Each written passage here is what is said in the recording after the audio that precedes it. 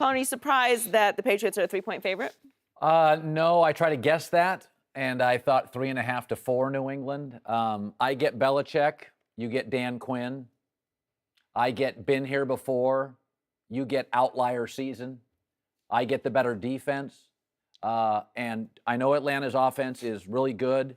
New England's is pretty good too.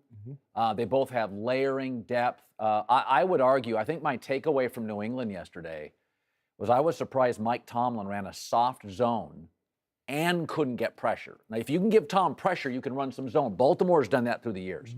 But if you're going to run a soft zone and you're not going to bump those New England receivers at first, you're going to let them off the line, and you're not going to get pressure. My takeaway with New England yesterday is that offensive line, though they have a rookie on it and a second-year guy, pretty darn good.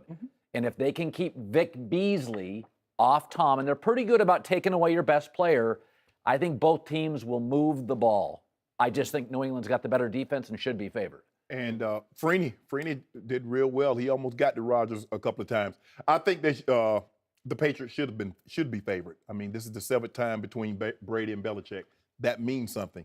Tom Brady's been to more Super Bowls than the roster spots for the Atlanta Falcons. That means something. And so with that being said, Belichick, Brady, Falcons, hadn't been almost 20 years. I'm not surprised. Three points. I'm not surprised at all, Skip. Colin, are you nervous at all about your thought that it should have been higher? They got no pressure, the Patriots, on Ben all night long. I don't think they ever laid a hand on Roethlisberger. They definitely didn't sack him, and I don't think they ever really hurried him, right? What happens against Matt Ryan if you can't get a hand on him? Well, I think you got 2 Pro Bowlers on that offensive line for Pittsburgh, and it's a very large offensive line. I thought they were really good last night. Yeah, they were. It's a big offensive line. So, listen, New England doesn't have a dominating pass rusher. I will say this about the defense, though. They don't miss tackles. You don't beat them over the top. They play assignment football.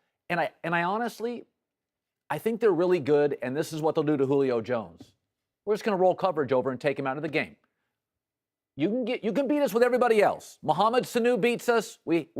You're not Julio Jones. They will roll over coverage and eliminate him from the game. That's what New England does, and it works.